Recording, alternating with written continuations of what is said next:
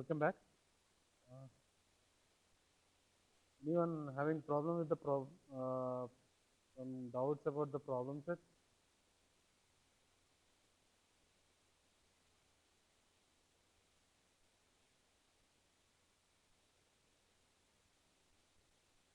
Hello. Can we continue the session?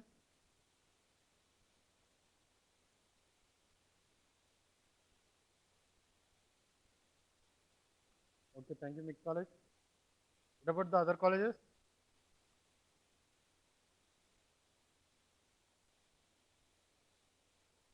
Are there any doubts regarding the questions that we have given here?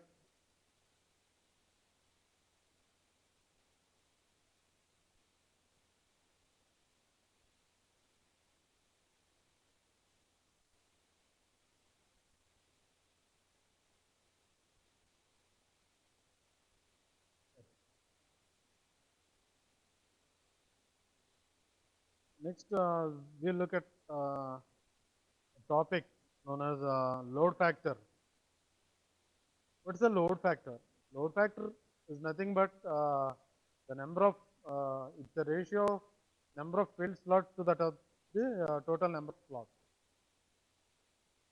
Where it is useful and wide and why. Even though we are considering a good hash function and good hash table size, we are not sure that there is no issue of collision. So, our goal of learning this session is searching an big O of 1 complexity. So, if you consider this load factor plays an role in complexity analysis of the hash table. Let us look at load factor and its importance. Load factor complexity of a hash table can be calculated as constant time for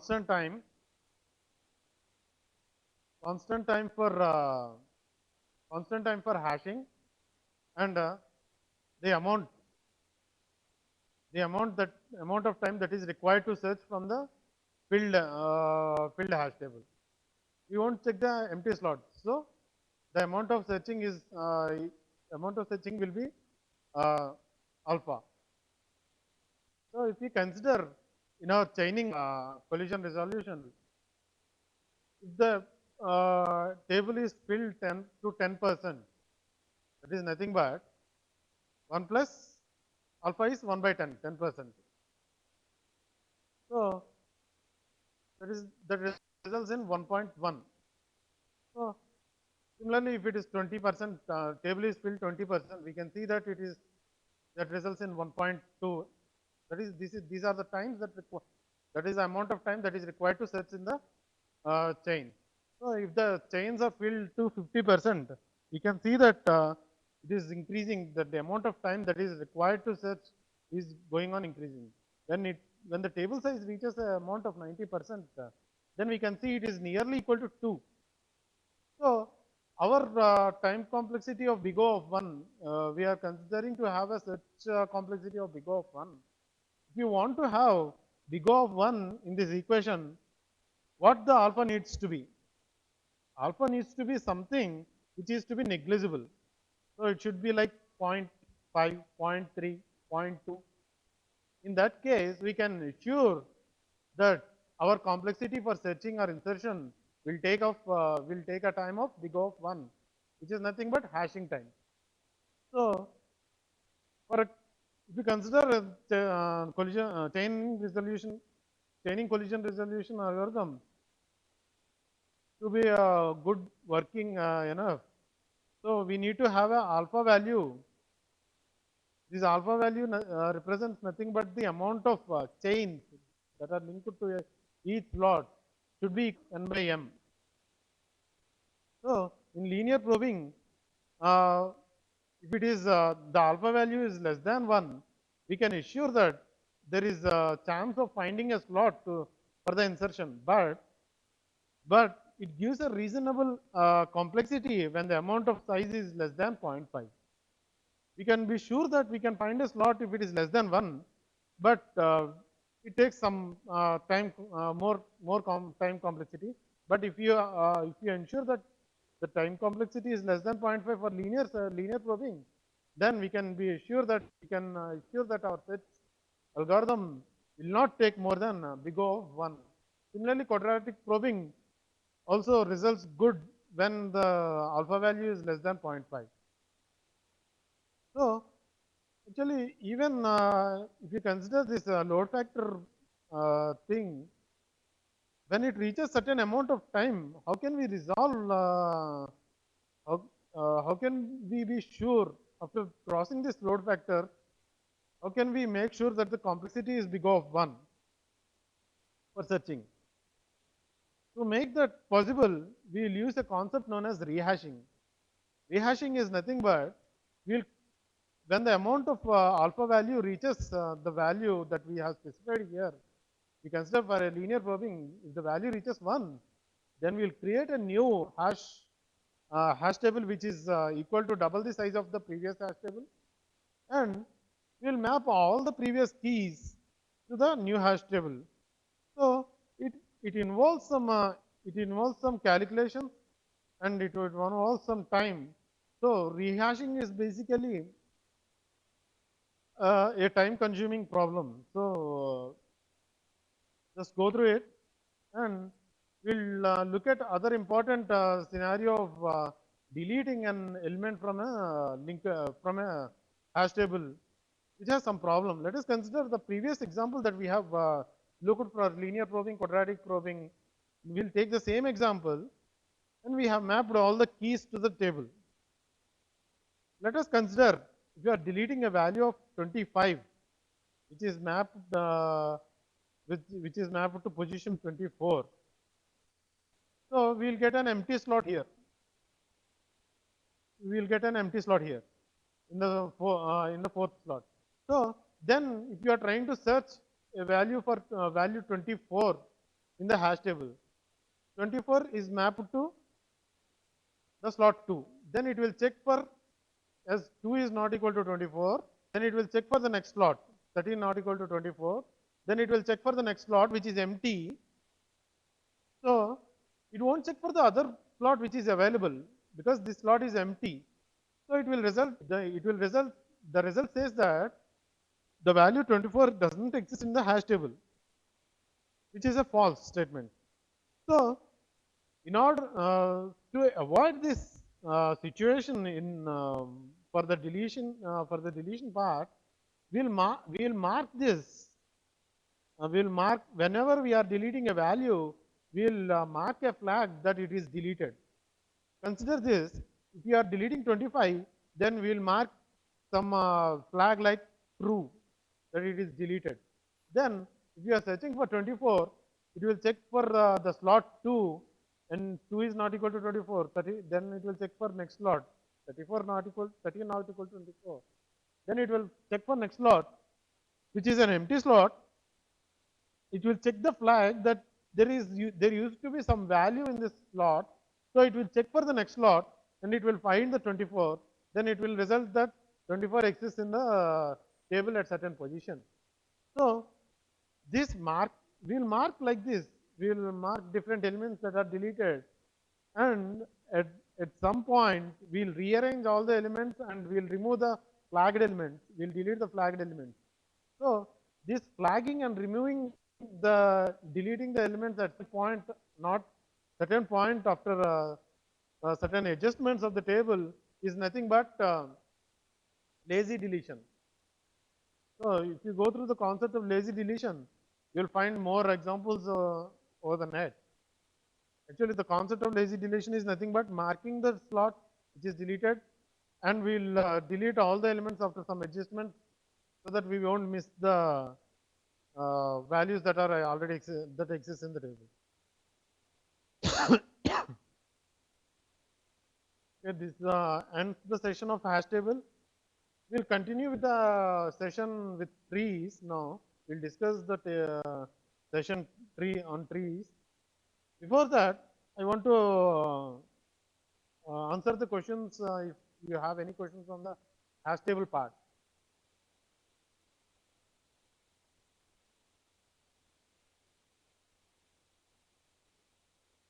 Hello. If any colleges have any questions or doubts regarding hash table, can send their questions on chat box.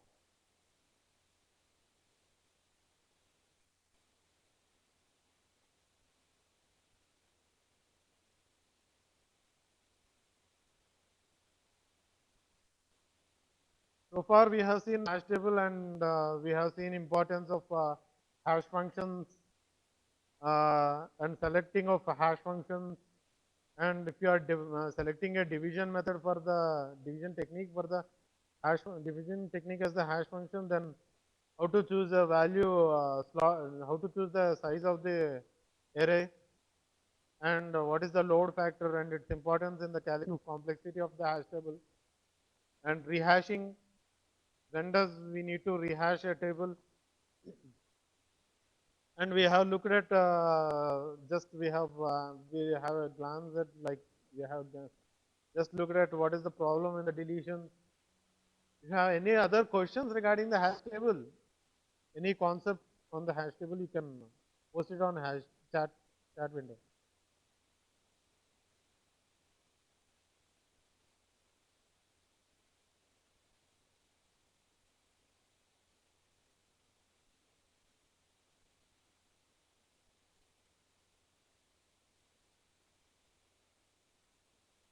If nobody has any questions, uh, just uh, uh, just chat, just send me a message like can let us continue the session. Continue the session.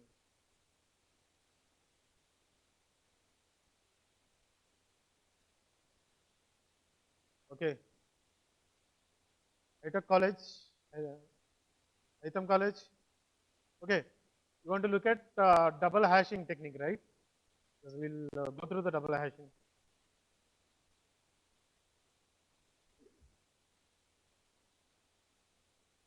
First, we'll look at an example of linear probing. Then we'll look at the see here. If you carefully observe that e value 2, 13, and 24 are mapping to a slot number 2. In the linear probing thing, we have checked for the when the slot 2 is filled. So we have inserted the value 13 at the position 3 because we are checking the next sequential slot. So then if you are trying to insert value 24, it is mapped to a hash value 2 because slot 2 is already filled. Linearly we will check next slot, that is nothing but slot number 3, which is already filled with 13. Even we will check with section slot number 4, which is filled before 24. We can see that 25 is inserted before 24. So fourth slot is already filled. So it linearly searches for slot number 4 and it will place it in slot number 5, which is empty. So here our keys, here this checking is nothing but probing. Here our probing is dependent on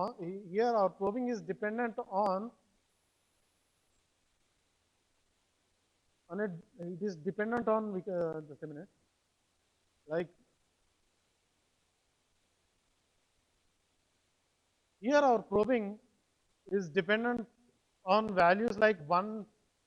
Here we are checking if the slot is filled, we are checking the next slot plus 1. So if the next slot is also filled, then we will check for the slot plus 2.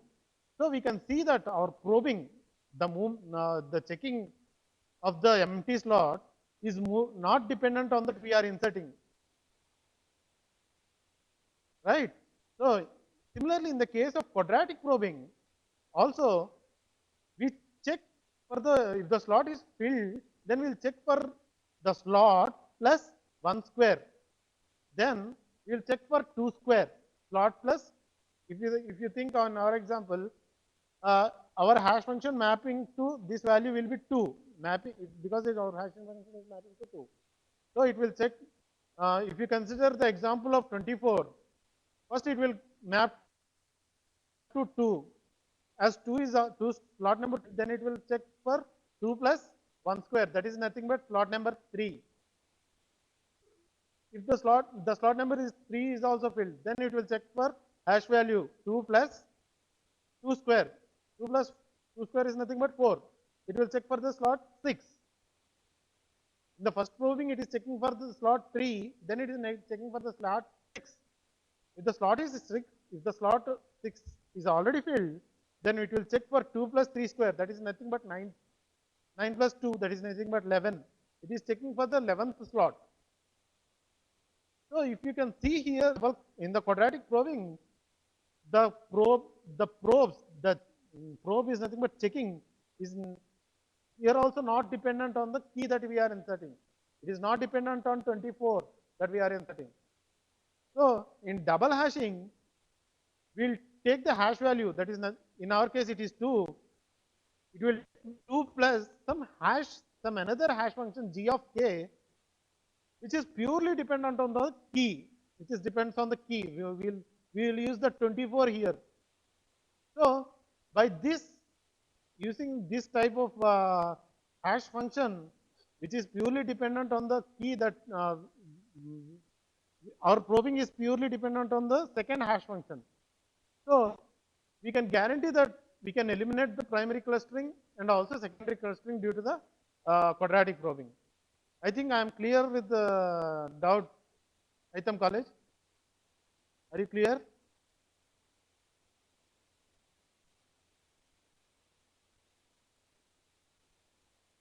Aitam College, if you are clear with it, just say yes in the chat message.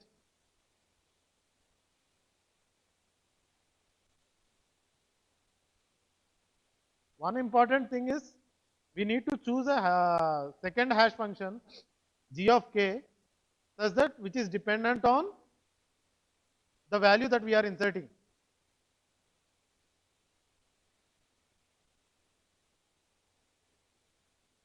Aitam College,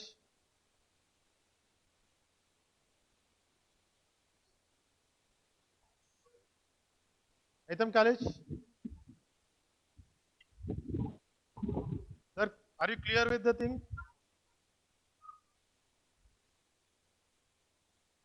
Aitam College,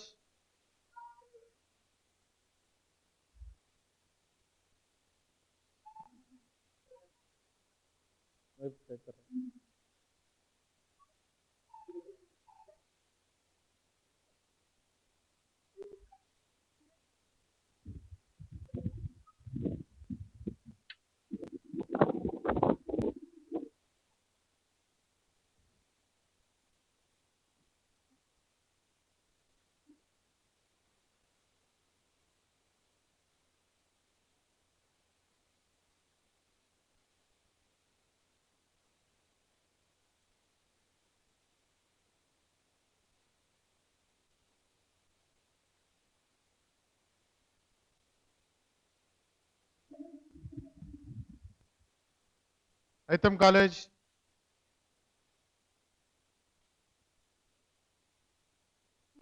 video on.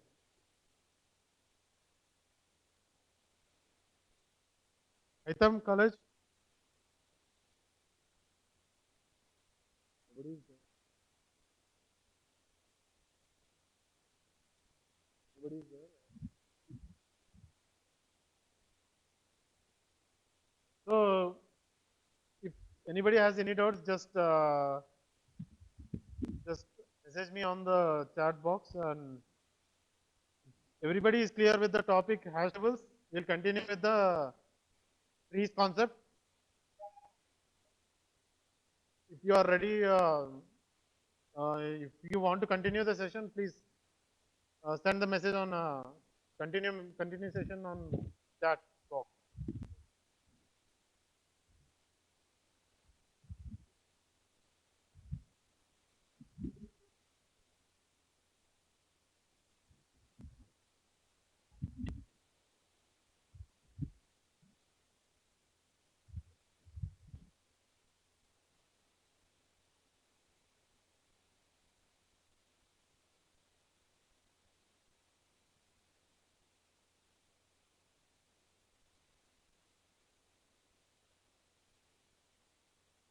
Hello,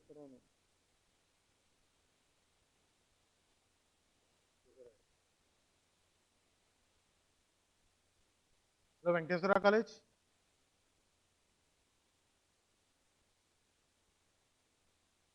Hello, sir.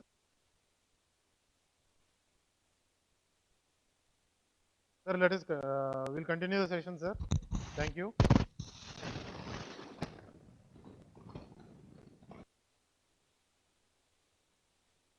Okay, let's continue with the session trees.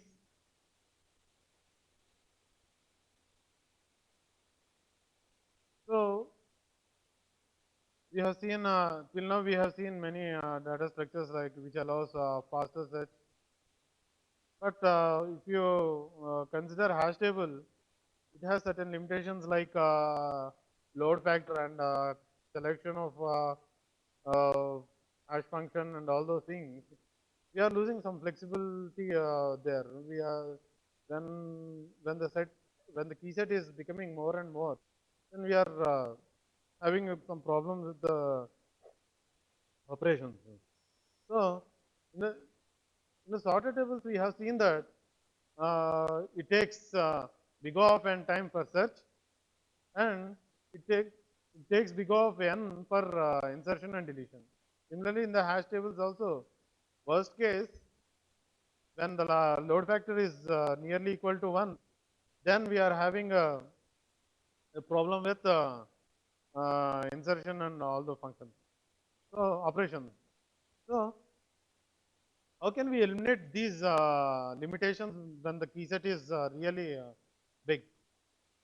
So, we'll study in this session trees which gives which can address all these issues. And there is no need here like in the hash table we need to define a table size in advance. So in trees there is no requirement of redefining the size of our data structure. So how can we get this flexibility? Let us look at how can we get this. So in our early sessions we have seen that linked list, when we consider a linked list which is unordered, we can see that we can insert and delete the element with a complexity of big O of n. But we can see that we need to set the entire list in the worst case for the element if it exists or not. And we also again studied another algorithm of binary search which gives better searching complexity like log of big O of log n. So insertion and deletion are better in case of unordered linked list, and searching is better in binary search. But one limitation in binary search is we need to have the list to be ordered. So by combining these two ideas, the linked list idea and the searching of certain part of the keys that are available is nothing but combining these two ideas will come across the idea of trees, where we have the flexibility of linked list of inserting and deleting in big O of n, and searching of a certain number of set of keys among all the set of keys like binary set. So let us look at what are formally we look at what are trees. A tree is nothing but a special data structure which has a special node known as root, and it have different childs, and each child is again recursively a tree. This tree, if you consider, can have any number of childs. So we'll come across a concept like k-array tree, because then a k-array tree is nothing but a tree which has an k number of childs, while each child is also recursively a k tree. Okay? if you consider a binary tree is also a special case of a k tree, which has a k value that is equal to 2. So why do we study most of the times when we are studying data structures, we'll consider only the binary trees. Why do we study only the binary trees, and why not k trees? Okay. Here we need to keep in mind that any data structures that we are using will store the entire data. The data that we store in the entire in the data structure will reside in the main memory of our computer. So it is reasonable to use a limited amount of space to store the data in the primary memory. So if you consider the k array tree, if you look at this k array tree, which has 3 nodes, it's nothing but uh, 3 array tree. So if you consider a 3 array tree, we can say that number of nodes it can have is n is equal to 13. The maximum number of nodes that it can have. If you have taken a 13 node tree, pardon. If you have considered 13 nodes in a k array tree, 3 array tree, we'll have 39 number of pointers, because we have 13 nodes. Each node will have a 3 childs. So 13 into 3 will result in 39 pointers. 39 pointers. So we have a calculation like, so in any case of arrangement of these 13 nodes in a k array tree, we'll have a formula for null pointers like n into k minus 1 of plus 1. If you look at this, n is 13 here, and k minus 1 will be equal to, here k is 3. So k minus 1 is 3. 13 into 3, 13 into 2, which is 26, plus 1 is nothing but the number of null pointers. If you are not sure about the formula, let us count the number of null nodes here. In the first level, it has 3 childs. So there is no null node. The second level, we have 3 childs. So no null node. We have 2 null nodes, because one node is useful here. So 1, similarly for D, 1, 2 plus 1, 3. In this case, we have 3 null nodes, 3 null nodes, 3 null nodes, 3 null nodes, 3 null nodes, 3, 3, 3. So how many we are having? 1, 2, 3, 4, 5, 6, 7, 8. 8 into 3, because each child should have 3 nodes. So 8 into 3, which is nothing but 24 null nodes for the leaves. And in the previous case, we have 3 null nodes. So 24 plus 3, that is nothing but equal to 27 nodes. So we can see that useful slots is 12. 39 minus 12, 27, nothing but 12. Or we can count it here. 1, 2, 3, 4, 5, 6, 7, 8, 9, 10, 11, 12. Out of the 39 null nodes, 39 total number of pointers, we are using 27. We are using 12 nodes only. And we are creating 27 null nodes which are not useful, and these 27 nodes in the main memory, they are taking certain amount of space which is not useful, but we are allocating the memory.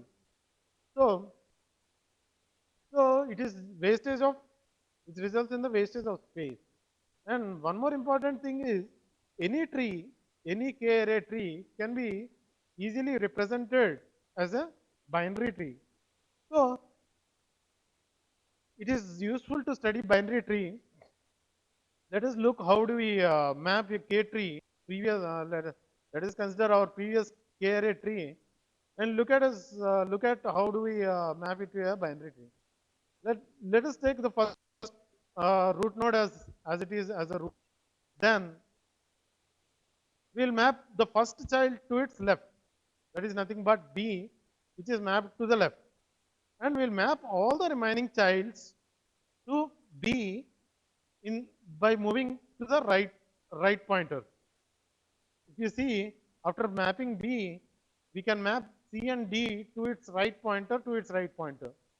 Similarly, A is we have to map B.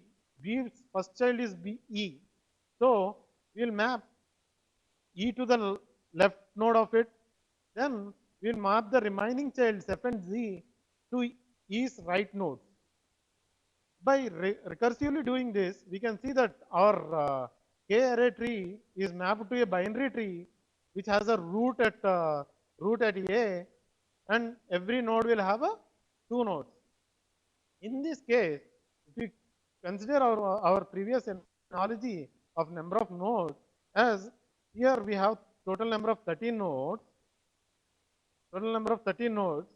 then we can see that as we reduced 3 childs to 2 childs, here it becomes 13 to 26. Total number of pointers is 26. So, out of 26 pointers, the number of null pointers will be equal to 26 into 1, that is 2 minus 1. 26 into 1 plus 1, that is equal to 26 is the number of nodes, 13 into k minus 1 is 1. So 13 into 1, that is nothing but 0.14 null nodes. That is the formula. You can also check it here. Here we can see that we have a null node in the first level. We doesn't have any null nodes. We have a null node here, 2 null nodes. Now no null node, 3, 4, 5. Here we have null node 6, 7, 8, 9, 10, 11, 12, 13, 14. So we have 14 null nodes. So out of 26 pointers that we have created in the main memory, we have used 12 pointers, and this 14 pointers also created, but we can't avoid this because we by constructing the binary tree in any way, we will have a certain number of leaves. So these leaves will not be having any children. So it will result in 14. So we can't avoid this. So at certain point, depth of learning the trees we can avoid by using the balanced tree. We'll look at it later.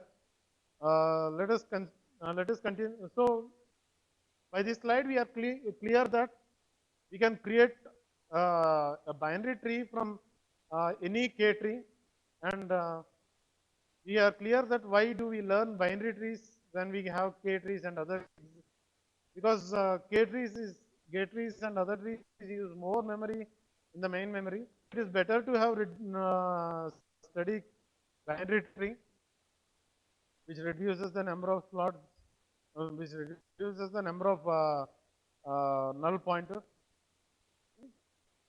So let us look at some terminology that is associated with binary tree. So every tree, we can consider this terminology for every tree, but if you look at, we are looking at binary trees, we can see that that nodes that doesn't have any child, that are known as leaves, and every except the root, every node will be having a parent. If you see that D, E, F are the childs of B. So here D, E, F are nothing but siblings because they are children of same parent. So if we consider I, J, K are the descendants because this ancestor of these things. You can see that B is the ancestor of I, J, K, and F and the parent of the child. So these are some terminology which is used, and depth. You can see the depth and the levels. Height of the tree is nothing but 1 plus maximum height of the left subtree. You can see if it is if you want to have a size of a tree, you can consider 1 plus maximum height of the left subtree and the right subtree. Here the left subtree is this thing and the right subtree is this thing. So continuing, we we will come across some of the types of binary trees like full binary tree, complete binary tree, and balanced tree. What is meant by full binary tree? A full binary tree is one which has all the nodes except the leaves. Except the leaves, if you consider this thing, except the leaves, all the nodes will have complete set of children. In a binary tree, the complete set of children is 2. Except the leaves, you can see that the parent has 2 nodes.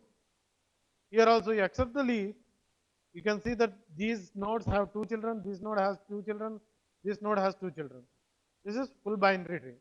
When you consider when you are looking at complete binary tree, in the complete binary tree, accept the last level, before the level before the last level will be filled.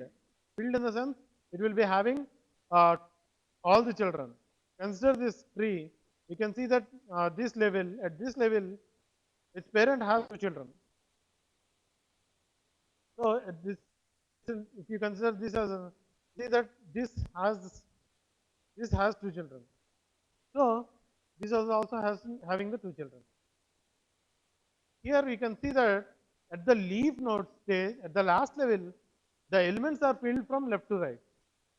In this case, this is filled. Here it is filled. You can't have an array. You can't have a complete binary tree such that one element is filled and this is not filled and you can fill this element. So this is the condition that at the last level in the complete binary tree, at the last level, elements should be filled from left to right, and the level before the last level should be completely filled. So, every complete binary tree is a full binary tree, but every full binary tree can be a complete binary tree, but every complete binary tree cannot be a full binary tree because in this, if you consider this as a full binary tree, you can see that this node is not having the second child as it is a binary tree. To be uh, this tree to be a full binary tree, you need to have a second child for this node. You can see this is a full binary tree, but also complete binary tree. Okay. So here you can see that every full binary tree can be a complete binary tree, and every complete binary tree cannot be a may or may not be a full binary tree. So what is balanced trees? Balanced trees is nothing but if you consider the left subtree and the right subtree of a node, the the difference of the height should not be less than or equal to 1. So you can have see here for this node, the left subtree has 1 node, and for this thing, right subtree has 0 node. So the difference is 1. So this is a balanced tree. If you consider this node, this has you can see that it has 1 child, it has 0 child, it has 0 child. So you can have a you can see that the difference is 0. So this is a balanced tree. So for binary, so for a tree to be balanced tree, it should have a height difference in the left subtree and the right subtree. Height difference should be less than or equal to 1. Now, how can a tree represented? Trees can be represented using a array or a linked list. So let us consider this, what we have seen here example. This is a skewed tree, left skewed tree, where we can see that in the worst case, all the elements are mapping to the left of the nodes. Root, here node root is A and B is mapped to its left. Then C is mapped to itself. This is the worst case scenario.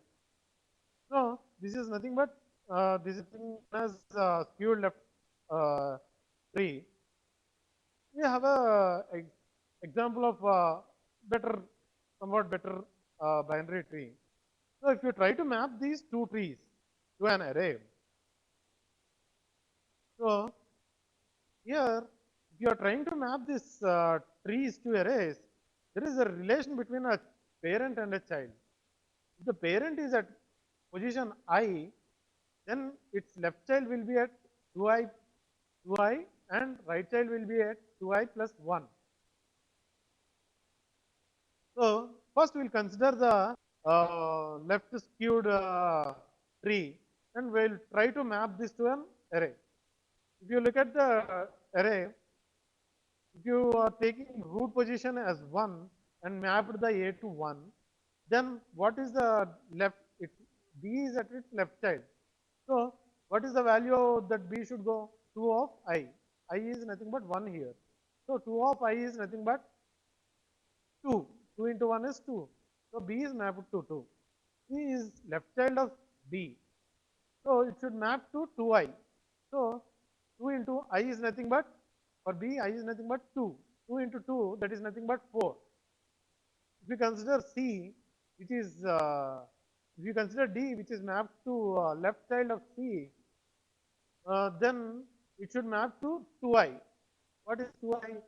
2 into I mapping to 4. 2 into 4, that is nothing but 8. So here E is mapped to left child of D.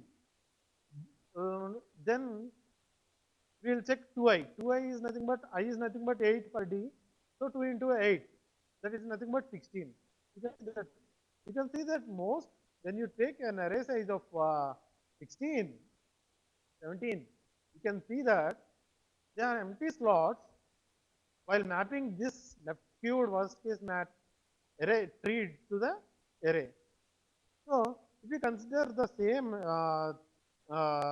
same type of mapping 2i and 2i plus 1 for this tree, you can see that B is mapped to left child of A. A is at position 1.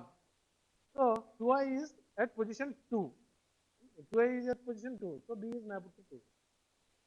C is, what is the position of C? It is mapped to right tree, right pointer of the A. So it will be at 2i plus 1. 2i is nothing but 1 here. 2i is 2 plus 1 is 3. So C is mapped to B. In similar case of mapping, we can see that for a complete binary tree, we can see that there are no wastage of memory in the array. And consider here, we are taking less number of array. So less number of arrays slots. So we are sure that if it is a complete binary tree, it is better to use a array structure. What if what if our tree is in worst case, or in most of the real world scenarios, we are not sure that our tree will be a complete binary tree. So we'll study a different way of implementing the tree. So we'll study a different way of implementing the tree, that is nothing but using a linked list. Here we'll create a node. The nodes will be like this. You can see here.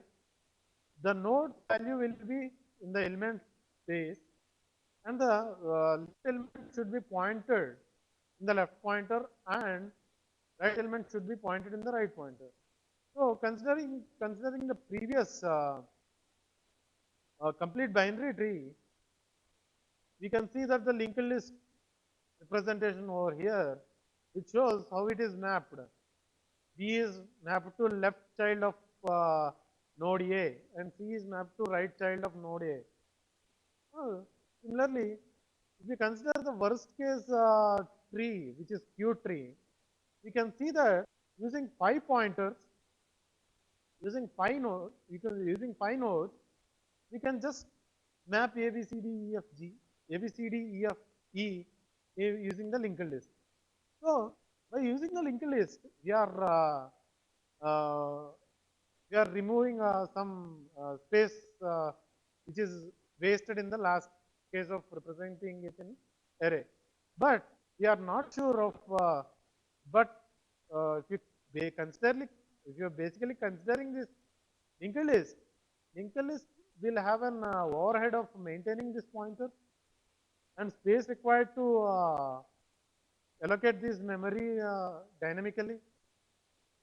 So keeping in limitations in both the cases, we need to select our representation of the tree based on our data. So first we need to analyze our data, then we need to come up with whatever the representation that we want to use for representing a binary tree. Next, we'll learn about the concept known as binary search tree. Till now, we have seen that trees, binary trees, which doesn't follow any order. So here B or C has no relation with with its parent. So you can see that you can have C here, B here, anything. So these relation there are no conditions for the elements that are based on its parent. So childs can be kept in any order. So one limitation in binary search tree is we need to have keys that are present in the left subtree. Left child will compulsory should be less than or equal to the its parent. Let us consider a simple example of numbers here, natural numbers here. First, we fixed our root as 21. Then we came across value 3. 3 is less, so it should be in the left child. So we mapped the 3. Then we came across a number that is 34, which is greater than 21. So 31 will be compared with 21, and it will map as it is greater than 21. It goes to the right child. Then we'll get a value 2. Since 2 is less than 21, it will go for left.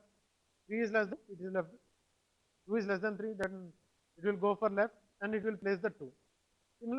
Similar type of arrangement can be also used for the string comparison, alphabetical comparison. So let us look at some operations on tree, like insertion.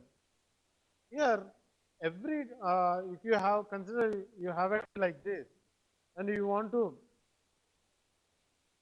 insert a value 36, every while in process of insertion, we need to check. We should start from root node and to check compare the given key with the root node, and based on the result, we need to navigate through the tree. In this example, let us consider if you want to insert a value 36. First, it will check with 36 will check with 30. As 36 is greater than 30, it will move on to this. Here, 50 is greater than 36. So you should move left. So it will move left. Here, 35 is less than 30, 35 is less than 36. So you should move right, and you should place your new element here, which is nothing but 36. So you can see the insertion problem. Similarly, if you try to delete an element from the tree, binary search tree, we have 3 scenarios. First, we will consider the basic scenario of removing element if the element is a leaf node. Leaf node is nothing but the node which doesn't have any other child. So, if you consider here,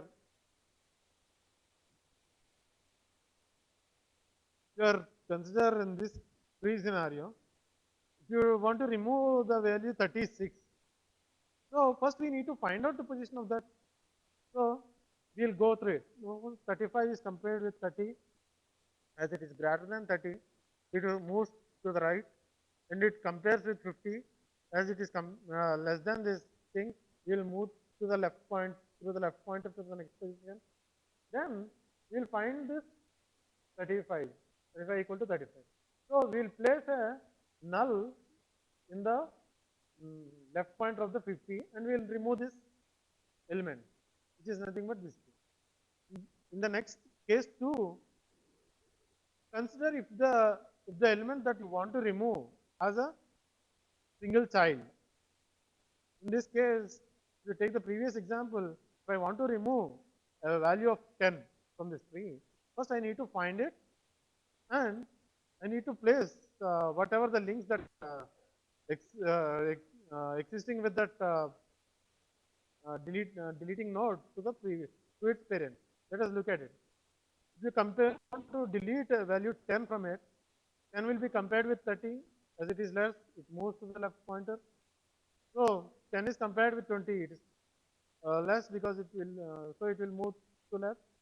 Then it will compare 10 with the 10, and here you can see that there is a node that is pointed to the node, that is node 10 to its left pointer. So before removing this, we need to take this value and we need to point we need to go to its parent and point its left pointer to the left pointer of the deleted node. So here the 10 is deleted and the value that is pointing left to the 10 will be now pointed to the left pointer of 20. Okay. If you are clear with it, we'll go on to the case 3, where if you want to remove a node which has both the childs. In the case 1, we have seen the element with no child, that is removing an element with no child, that is nothing but leaf. And in the first case 1, we have removed the element with a single child. In the case 3, we'll look at an removing element which has both the child. In this case, we have two opportunities to replace the deleted element.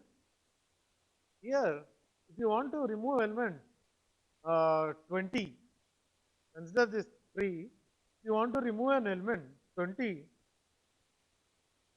one thing we can do is replace the minimum from the right subtree.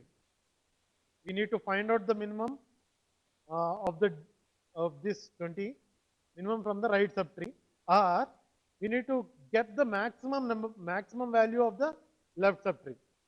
Okay, in the first case, we can see that replacing with the minimum element from the right subtree. So to get the minimum from the right subtree, we'll while deleting 20, we'll compare it with 30 and we'll come here. And while before removing it, we need to find the minimum of this minimum from the right subtree. So the minimum of the right subtree will be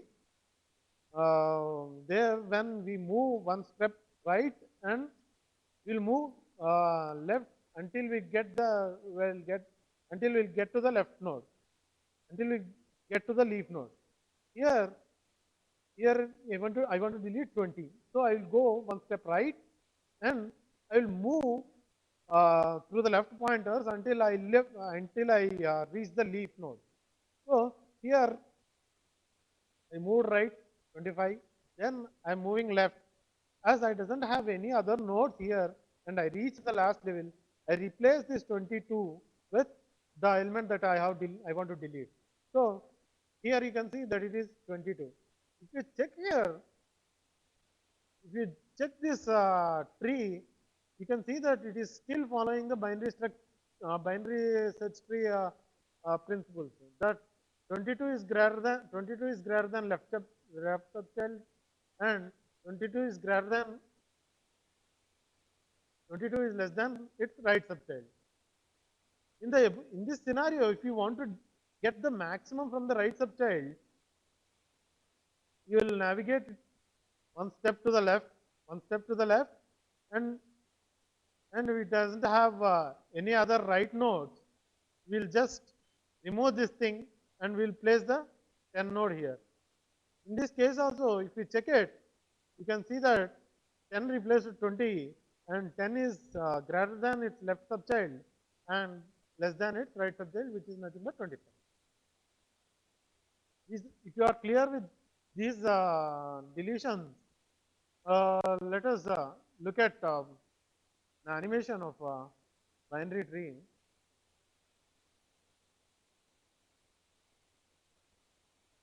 EST.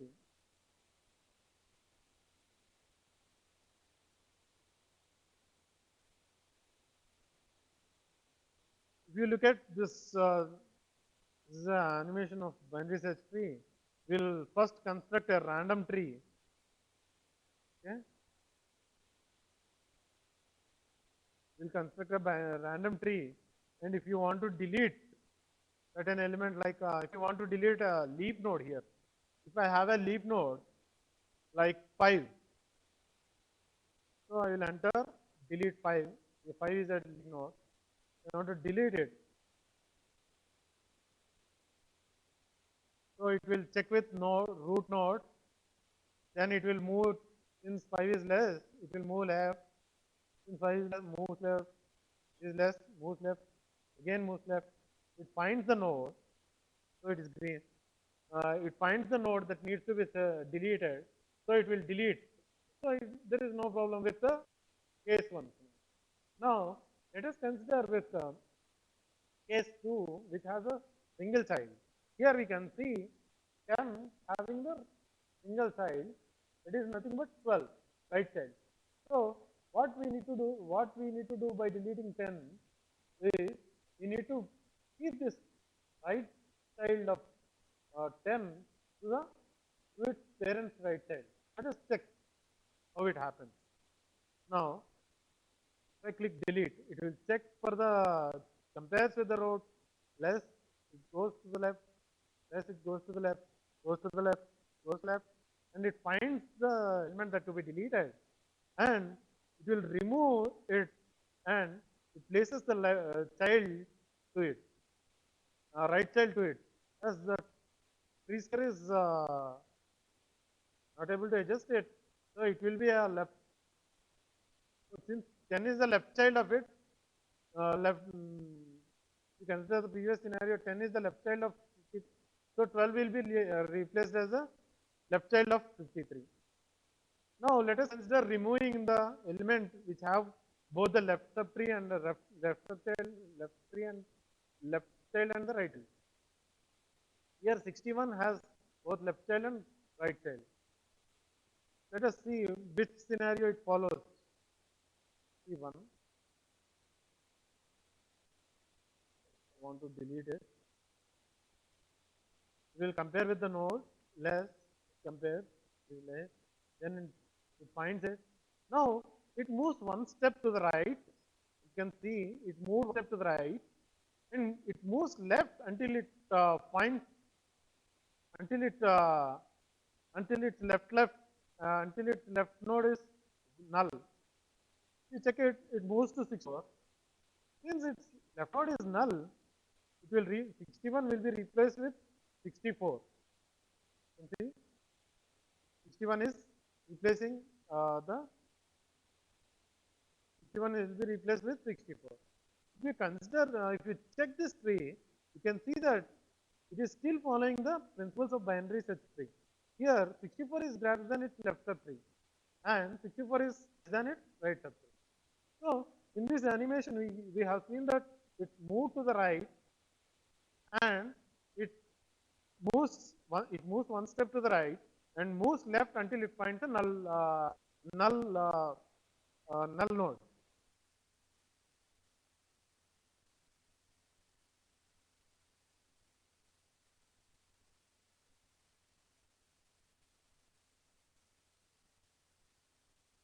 Let us 3 again.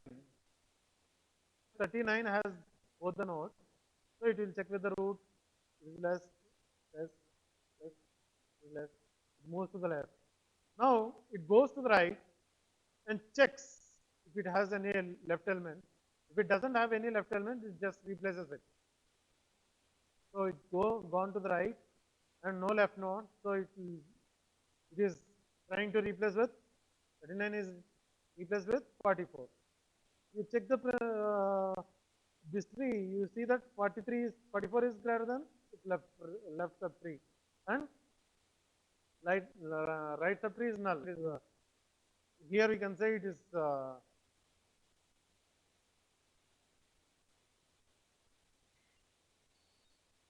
following the binary search principle. Binary search tree principle. So now we look at binary search tree traversals. So here, if you go to the traversals, you can see that every in a traversal, every node in a tree traversal, you can see that every node is touched 3 times. If you consider this, every node will be touched 3 times. So, see how it will touch is once it will touch from the left, once it will touch from the underneath, and the last one is from the right side. You can see A is touched here left side, B also left side, D also left side, D touched here second time for the underneath, and third time for the D from the right side, B second from the underneath. You can see E also 3 times here itself, left, underneath, and right. Here, B is touched third time for the right, from the right. In this manner, every node is touched thrice. Once from the left side, second from the underneath, and the right, third from the underneath.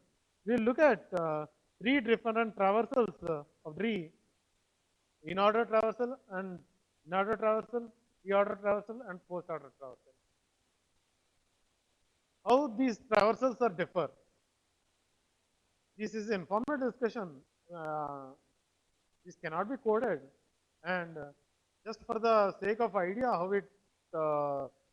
we can represent, how we can, by seeing a tree, how we can write the traversal. So, in order traversal, every node is printed. Every node is printed when it is touching from the underneath. Okay. Let us consider this tree. Hearing stop nahi kar raha. Okay. If you consider this tree, we can see that here by traversing, A is touched from the left, so it won't print. B is touched from the left, it won't print. C is touched from the left, so it won't print. Then the D is touched from underneath. You can see D is printed. Again, D is touched from the D. We can see that the traversal is touching the D from the right side, but it won't. Then it will go for B from the underneath. It will touch for B underneath. You can see B is printed. Then it will go. It will touch the E from the left side. It won't print. When it touches from beneath, underneath, you will see that E is printed. In the similar play, in this fashion, we can say that how the tree is printed in order traversal informally without doing any code. Similarly, we can see other traversals in post order. In post order, the element is printed when it is touched from the left. You can see while the traversing, A is touched from the left, so A printed first. Then B is printed from touched left second, so B is printed second. So here D is touched left from for the first time, so D is printed. Then again underneath B, it is touched left, so E is printed. In a similar fashion, we can say post order traversal, pre-order traversal without just by looking at the tree and without doing anything. Similarly, post order, here the printing is done when it is touched on the right side. Here you can see it traverses left from A, traverses left from B, traverses left from D, underneath the D, and touch right of D, then D is printed. Underneath the B, it traverses underneath the B, left of E, underneath E, then right of E, then E is printed. A is traverses underneath.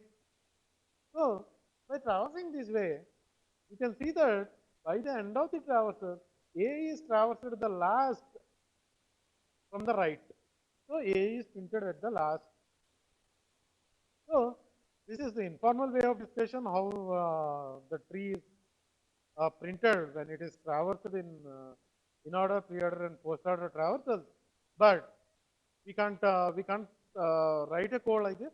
So let us look at the codes how it is implemented in the pre-order traversal.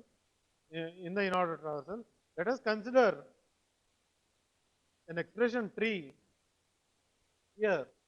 You can see that in the in-order traversal, root is printed first. So root is nothing but A. Here it is, sorry, in-order traversal, the root is printed when all the left subchilds have been completed. This is the recursive code of in-order traversal. Here, we will pass the root plus to the recursive call of to the in-order function.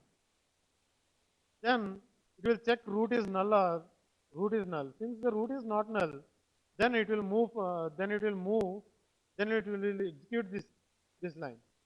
In this thing, we are calling again, recursively calling again in order function by passing a value of this local root as left child, that is nothing but star. In the second case, it will check star equal to null.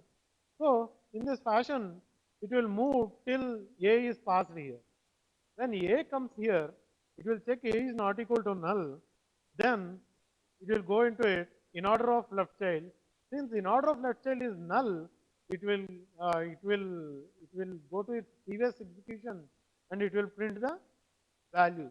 So it is printing A in this stage. So first and then in the in order traversal, it will traverse left, left, left, left until it finds a null. Once it finds the null, it gets back to its previous stack, its previous call in the recursion and prints the root. Then it will check for the, once it printed the root, it will again recursively call its right child. So it will check for the right child. Since the right child is null, it will go to again to its previous call. Previous call is at slash. So slash completed its left subtree. So since it completed its left subtree, it will print the root node. Since it completed its left subtree part, it will print the slash. Then it will go for the right side, right in this. Then it will go for its right child. Once it goes to right child, it will check for the left child of this thing. It's calling with B. B will come here. We check B is not equal to null. Then again it will call B of its left child. So it will check B's left child. Once it is called, it finds the null node and comes back to its previous call stack. Then once it comes to previous call stack, it will be here. So B is printed. Then it will call the right sub child. So since it passes null to the local root, it will check null. So when it comes out of loop and gets back to the previous call where it has come from. So previous call is from slash. So it checks the right tree. In the previous call, we printed the slash, and also completed the right subtree. Our control will be here. So this call is completed. So it will go back to its previous call. That is nothing but left call of the star. Similar fashion, it will print entire tree. You can just copy paste this code and you can check the tree, the traversal of printing of this code. For your better understanding, you can print the positions of these things so that you can clearly understand where call stack, we can clearly get the positions where positions of the execution in the call stack. Okay. Similarly, for the post order condition, the root node is uh, printed at the last. We are displaying the node at the last. Once we traverse the left subtree and the right subtree of the node, then the local node's right subtree is printed. Okay. For for this understanding, I will just give a view of first print first uh, one few cases. Here also we pass the root plus, then it will go for its left child, then it will again call its left child, then it will call its again left child. Here in this case a is not equal to null. Again then it will call its next child. So in the next child it is null. So it will come to the previous call stack of A, which will be here, because we gone left from this and found null and came back. So we will our control will be in the next stack method positioning, we will be here. So then it will pass the right subchild, which is nothing but null. So it checks with the null and comes back. So our in the previous call stack our condition will be after this statement, which is nothing but printing of the local node. So the printing of the local node is nothing but A. So we printed A.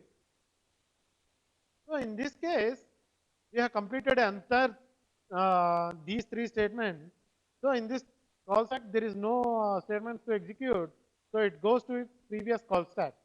So in the previous call stack, our uh, our execution will stay here, because our execution will stay here and our pointer will be here. So here we called, at this pointer we called the left child. So we went to A. So our left child is completed. So now we have to go for the right child. So it will check B. Then this statement is executed. So in the similar case, if you can analyze it, you can get a better idea. So we'll carry on with the discussion with pre-order. In the pre-order, the element is the node is printed first. The root is printed first. So if you look at this thing, we pass our root as plus. It will check if the root is null. Since plus is not equal to null, just we'll come to the first statement execution, which is nothing but printing of the node. So it prints plus. Once it done the printing of the node, then it will go for pre-order, recursive call of pre-order of the printed node's left child. So it goes for the left of the this thing, and it will call a pre-order on this thing. If it calls a pre-order on this thing, it will pass a local root as star. Then star will be checked against the null. Since it is not null, what it will do is it prints the star, and it goes for the next statement, and it will call for the recursively call for the pre-order for its left child. So it will move to next. So in this case, it also prints the star and it moves the left. Then it also moves the prints the thing and it moves to left. Prints the root and moves to left. Since it has a null condition here, it comes back to its previous call stack. So in the previous stack, it has printed A, and the call stack will be at here, because it completed its left child. The printed A, and it checked its left pointer as null and came back. So the pointer will be here. So in this case, it checks the right child, A's right child. So A's right child is nothing but null. So it goes to the previous call stack. So it comes to here, and for this thing, it has printed it, and it has done with the left part, because we have printed already all the nodes and all the nodes of A. So we have done this thing. So it comes to the third case. So in this case, we will pass a local root of B. So B will be passed. B will be checked against null, and if it is, since it is not null, it will print the B, and again recursively it will call for its left child and right subchild. Since both are null, it will go to its previous session. Then for this pointer stack call, we have done with the left child and the right subchild. So we will go to previous call stack. In the previous call stack, we have done with star, and its left child is already left subtree is already completed. Then we will go for the right subchild. Right subchild. In this fashion, we can print the post order traversal. Okay. Now, just we'll look at a traversal scenario simulation.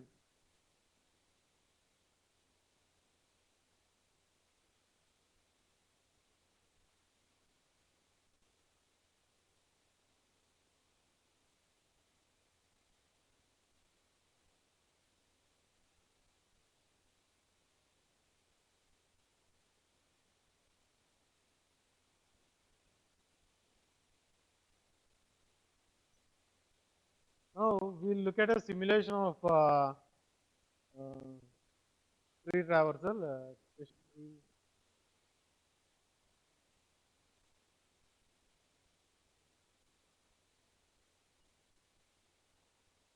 a minute.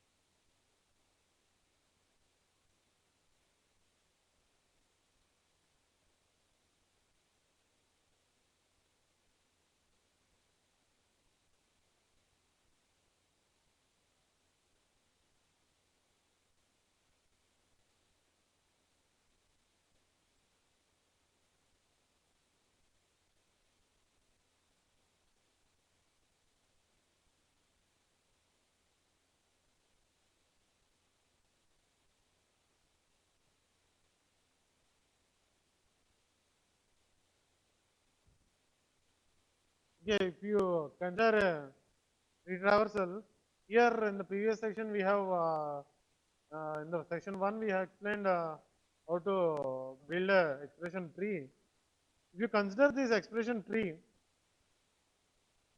you want to check, here is the expression that I have given, and this is the expression tree that has been. If you want to check, if you want to get the same equation, you need to traverse in orderly. Here we will check the in order traversal. It is calling and pushing all the in order sequences to it. This is a call stack.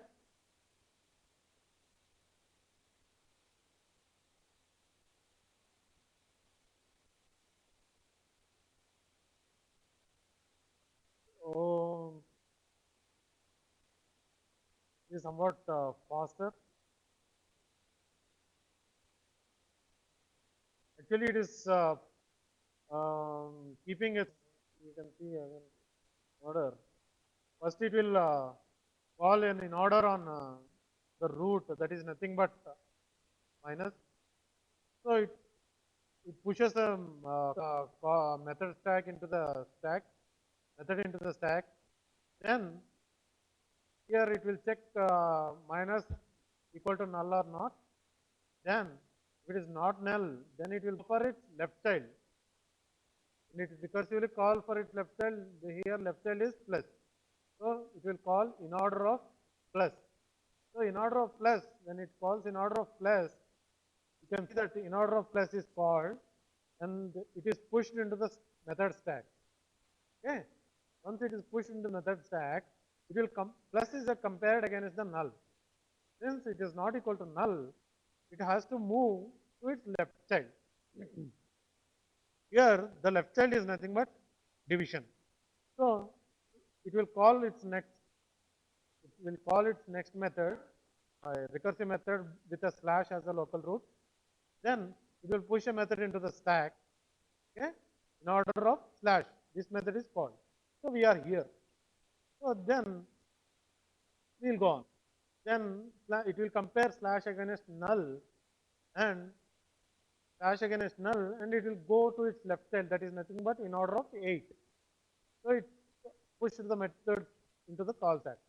So then it will call, it will check for its next null, next left child, and as the next, it will pass a null as its next local root. Since null is equal to null, it will come to its previous case, which is nothing but in order of 8, and here in order of 8, then it will go on printing the 8. You can see that 8 is printed. Okay. The call stack is it? The call stack is a method in order of 8. So it printed. Once it printed the local node, you can see that there is a in order call on its right child. Okay.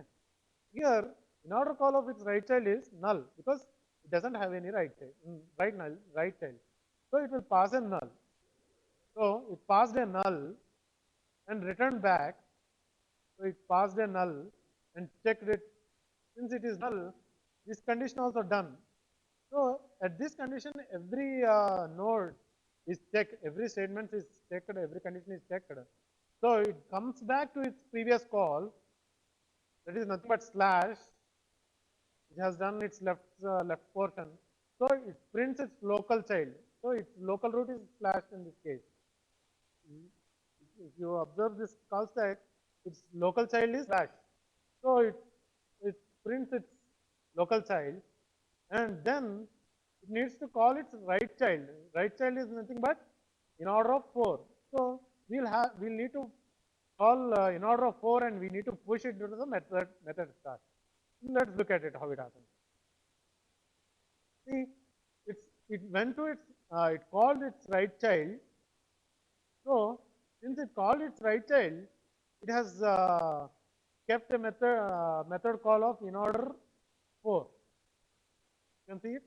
So once right child is pushed into it, it checks with its left child. Since left child is null, it gets back to it. It checks with right child is null, so it gets back to it. So once it gets back to it, it will go when the call stack is done with the right part of this thing, it will go to its previous call, that is nothing but in order of slash. So it went to its previous call stack. Its left child is completed, its right child is completed. And since it's completed its left child and its right child, it will go to its previous call, that is nothing but in order of plus. So it will go to its right child, that is plus. And after right child is, it went to its previous call set. It sees that left child is completed, then it should call on the right child. So in order of 6 will be called. So in order of 6 will be it's called and already printed. So the animation is a bit faster.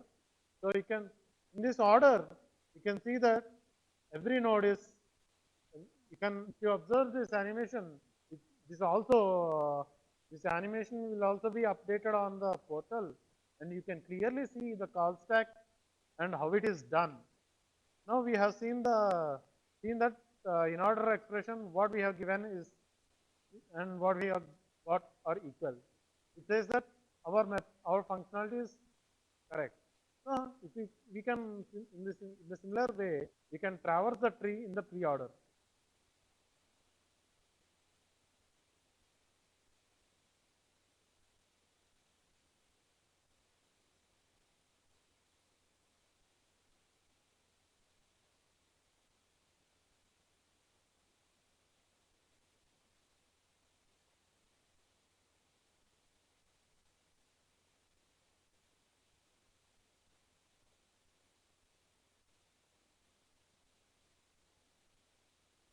You can see that this is the pre-order of the given expression tree.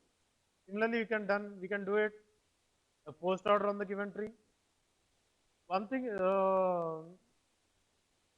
is you need to carefully go through each step, and you need to check what are the function calls and what are the pointers that are and what are the positions that it is stopping to recognize what are the next calls that it is making.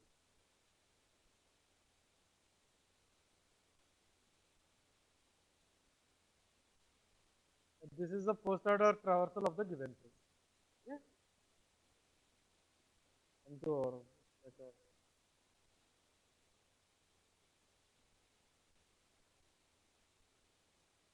So we have some problem set based on the topics that we have discussed. Better if you do these tasks by next session, and we'll keep all the videos and the animations for this session on and the previous session video by tomorrow. And uh, I just give a brief of the questions. What are the problem set that we given here? You see that you have you need to write a program that takes an equation like this. That is, this is an example of example equation, and you should result in a tree which is shown here. Here you need to use stack and the method calls that I have discussed previously, and you need to write the code in Java. This is the first question. And once you have built the tree, use the same tree, and the codes that we have discussed for the pre-order, in-order, and post-order traversal, use the recursive code to print the expression tree that you have done in the problem set 1. Okay. Then question number 3, here your program needs to take 2 strings, use the first string and use individual characters from the first string and build a binary search tree from the characters of the first string. Then use the second string and the characters that are present in the second string, delete the characters that are present delete the characters from the first from the tree that are matching with the characters in the second string. Okay, I'll repeat it. Once you form the tree with the first string character with the characters of the first string, you need to remove the characters from the tree which are matched from the second string. So in then you need to print the remaining characters that are present in the tree. Okay, if you are not clear with the question, you can uh, ask. You can ask in the chat box.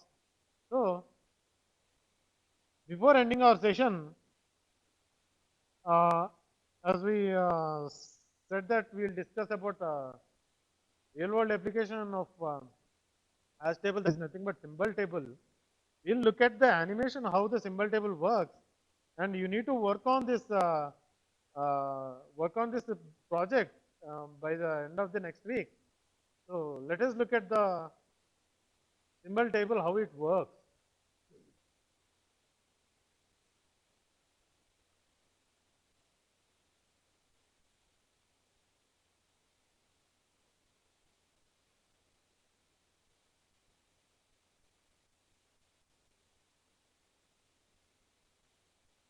See, if you can see here, we have certain conditions. You can read. You can read the conditions. We'll upload this animation on the portal. For simplicity, I'll just read out the declarations if you are unable to see it. Here, we'll write a code in this code input part, and once you done with the code, just press the tab. This area, you can see that if your code has any errors or not. If your code doesn't have any errors, the pointer will move to a array m, and you need to give random inputs, random numbers in the m array. I will explain how this m array is useful while constructing the symbol table. And we need to then once you're done with giving the different numbers, random numbers with m, then you need to give the size of the table hash table in P. Let us look at the working of the animation. If I type a code like integer variable I semicolon. Every line should end with a semicolon, my code, and I will write a variable float I. If I try to execute it, like if I try to press tab on it, here you can see that the variable I is declared in the same scope. Here, if you consider this as a scope 1, you consider this as a scope 1. You see, int I, float I, both are variables I declared in the same scope with the same variable name. So it is giving an error that it is in the I is redeclared in the same scope. If you consider a programming language or IDE, we can get that there is a duplicate variable declared error. Okay, so if I want to define a different scope for float I variable, what I do is just I will use the parenthesis. So now this I is in the outer scope, and this float I scope is in the scope inside the braces. So if I try to execute by pressing a tab, I see there are no errors. So my pointer went to here. So I will give a random value for my M array 1. Here I will give 1, 2, 3, 4, 5, 6, 7, 8. Why, why I am giving these many values? We'll look at it later. Right now, we have given different values for the random values for the array M. And for the table size, I have given it as 8. Let us execute it. You can see here, it formed a table with a hash table of size P, which is nothing but 8. So we have 8 slots, and we are using a function of sum of mi. I is nothing but the index. Okay. V is nothing but the variables array. Okay. Here you can see that the code line int I is highlighted. So I am taking the variable I and I am keeping it in variable array. Now, if you can see it at index I, so our variable is at index 0. Okay.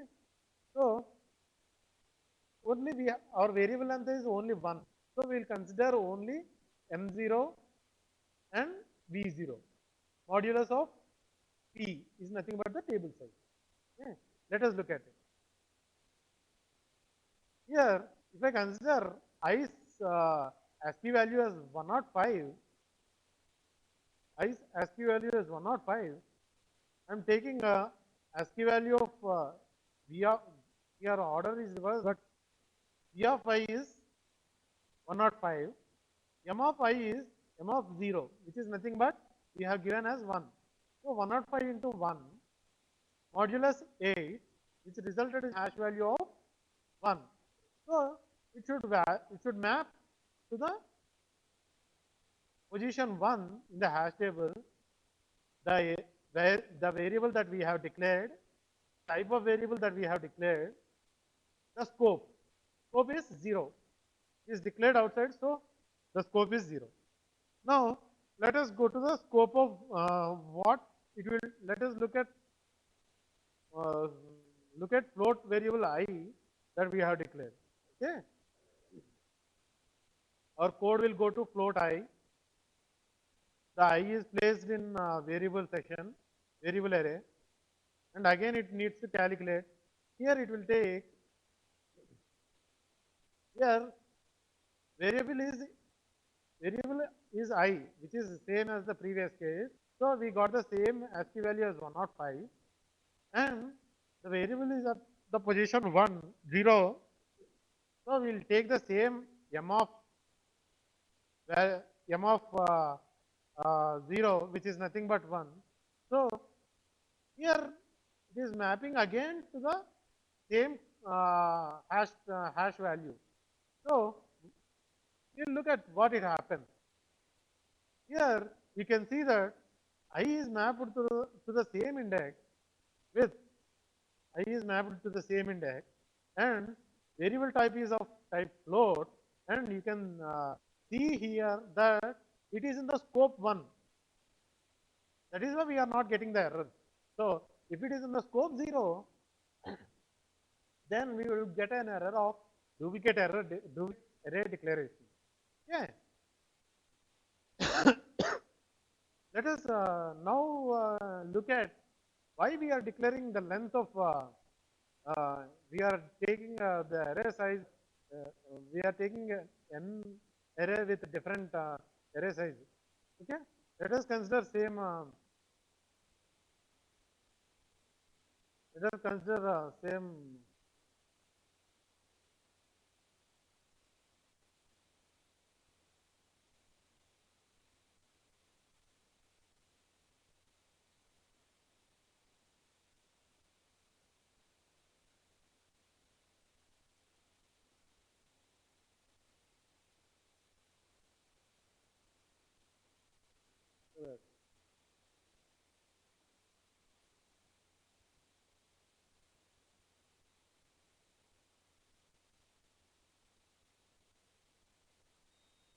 Consider the same scenario, and if I given an input like int aim is the variable that I have declared. Okay. In the initial case that we declared a variable of variable I which of size 1. Now we are declaring a size 3 which is kim. Yeah. Now I declare a float variable with the same value fl. So I will declare it kim again here. What it will do is, first thing it will check for the error, no error. Then it will ask for me the random values for the table calculation. So I will give it 1, 2, 3, 4, 5, 6, 7, and the table size I will give it as 8. Then you can see here that here the as we done in the previous case, it has created a table of hash table of size 8, and we are using the same formula. Here we look at the importance of this random numbers and the summation. Okay. Here, if you can see it, here the line with int int is highlighted. So it will place the kim as v of 0k, v of 1 as I, v of 2 as m. So you can see that kim is placed as k in one slot, I in one slot, m in one slot. So now if you go on calculation, you can see that it will take k's ASCII value 107, m's 0th index 1. Since it is a sigma, we will add plus, then i's ASCII value is 105. Okay. Then it is at the m second position, right? We have a value of, we have given a value of 2. So 105 into 2, m's ASCII value is 109, and and its m's third position is 3. So we'll multiply by 3. As we have sigma, we'll add on all these things, which and divide it with the size of 8. So we'll get a slot of 4. So if you run it, you can see that it is mapped to 4 kim with an integer type and scope 0. Similarly, kim with float type and scope 1 is mapped to the hash table. This is the basic idea of how the hash table works. You need to implement this project using a console based thing. No need of swings. Yeah.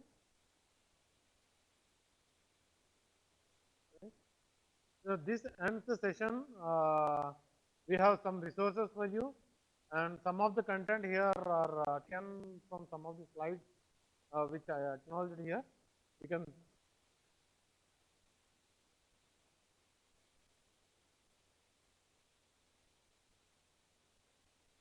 So you can get this PPT and all the animations on the portal and the video by tomorrow.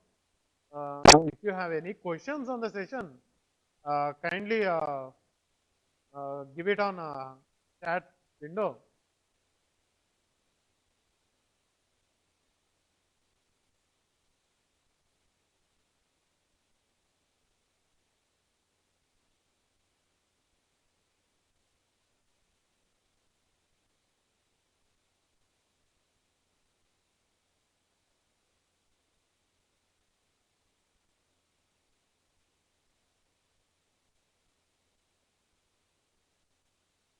Are there any doubts?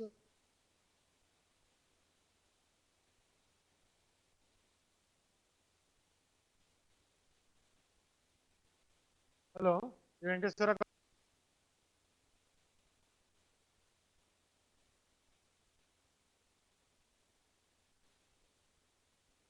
Okay, sir. Thank you, sir. This is the end of the session.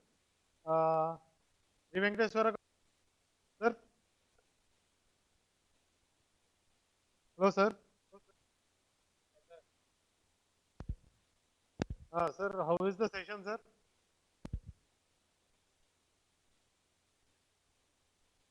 Hello, sir.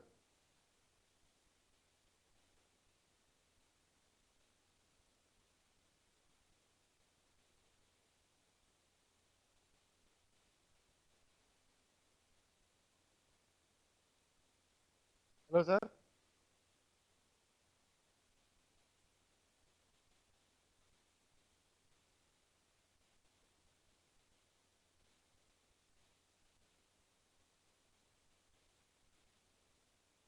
Sir, you can suggest any improvements for the session. From my missing some animations on. I think it will be done by today and it will be uploaded to the portal. Other than that, if you have any suggestion for the improvement of the session, it's you to give information, give the suggestions.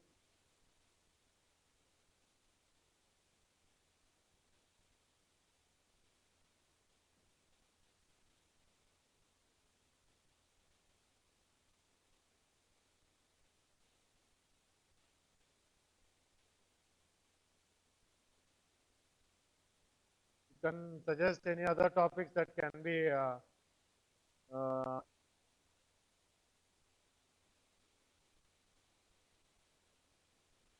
hello, Bapatla and Sri Venkateswara College. Sir, you can suggest any other topics that that need to be with in dictionaries. You want to, uh, and any improvement for the section also welcome. You can send the improvements to the chat window, or you can mail me on ksuresh82@gmail.com.